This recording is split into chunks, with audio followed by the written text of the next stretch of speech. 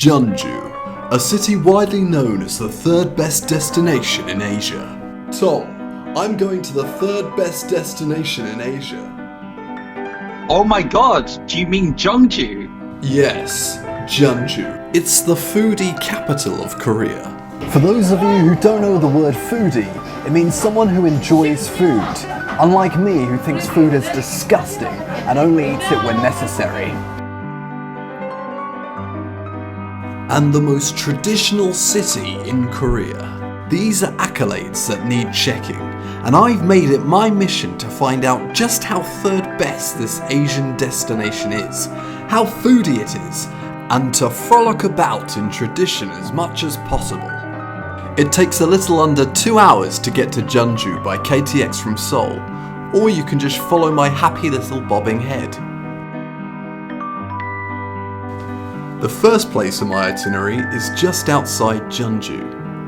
This is a Wongatek, a traditional Korean house built 250 years ago that now functions as an art museum, a cafe, and a place to rub your ass on someone. More importantly though, this place has now become something of a temple for believers of the Korean demigods BTS. It was here that BTS had a photo shoot. This is not the real BTS. This is me reconstructing the photo shoot at the place that BTS had the photo shoot.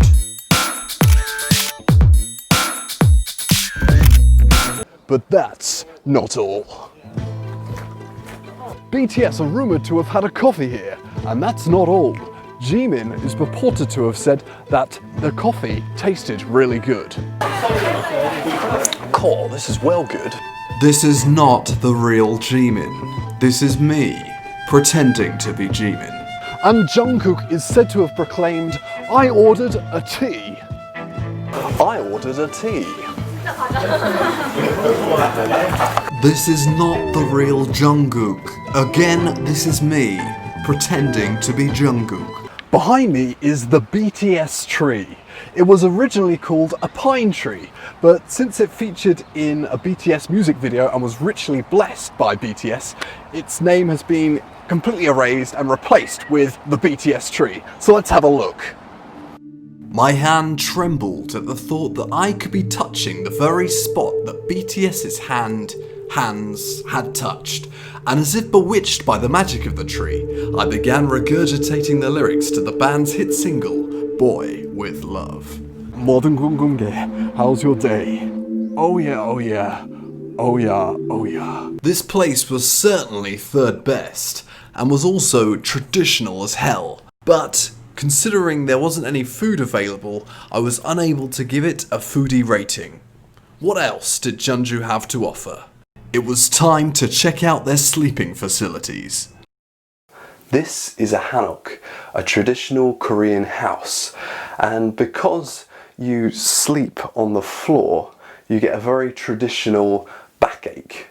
The air conditioner is made by a Korean company, so even the air conditioner is traditional. After a night of rolling around in tradition, it was time to see just how foodie Jeonju was. Could it convince me, an anti-food activist, to reconsider my position? I'm going to show you how to eat tteokgalbi. First of all, you take a lettuce leaf like this, and then, I've eaten all of the tteokgalbi, so I'll ignore that, but usually you'd get the tteokgalbi and you put it in here, then you can add some other bits and pieces like this, and you can put this in here as well like this, and then you wrap it up like you're putting it in a little blanket, like you're putting it to bed, and then you just shove it all in your mouth. Don't just nibble at it, you've got to put it straight in your mouth like this. Just as I finished my last mouthful, I felt my traditional gauge slip to 0, so it was time for a top-up. This is Jeonju Nanjang, a museum showing how life was like in Korea from the 1950s to the 1980s. It seems Korea at this time was a scary place.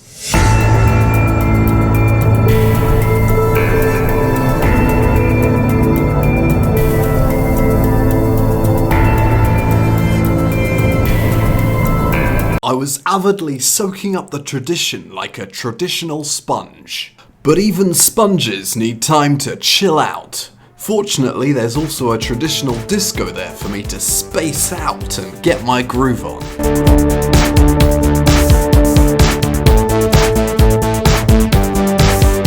I was also able to live out my childhood dream of being a world-celebrated DJ. Jump up and down really fast, jump up and down really fast. Hands up in the air, now put them down. My set was going down an absolute storm. Jump up and down really fast. But there was nobody there. Jeonju Nanjang also has an archery range, where I could show off my 10 years of experience of being in the Boy Scouts.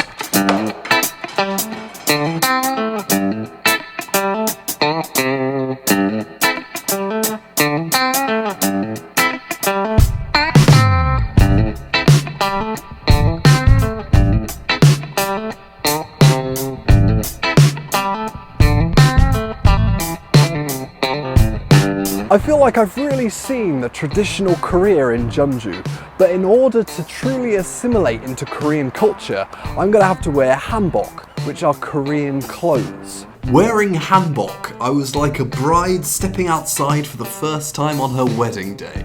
I was even greeted with a wow from a passerby.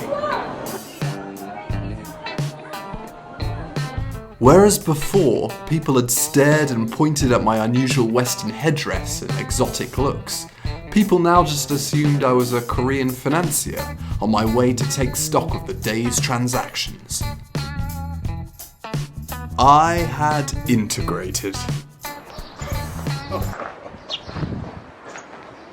Unfortunately, my feelings of glee turned to utter despair at the extreme difficulty and chaos I experienced whilst trying to access my bank account. I tried to blame something else for this inconvenience. My tall stature, the unnecessary flappy thing at the front of the cash machine, the unique shape of my head. But there was no getting around it. Hanbok was negatively impacting my life. Therefore, regretfully, I decided to revert back to shorts and t-shirt for the remainder of my trip. This is a chocolate pie. What that means is it's made of chocolate and it's also made of pie. I've already opened it and tried some, but I'm just going to try some again. The chocolate element is very strong in the flavour, but the pie element isn't so present. In fact, the pie element is just it's more pie shaped, if anything. There's also a bit of marshmallow inside.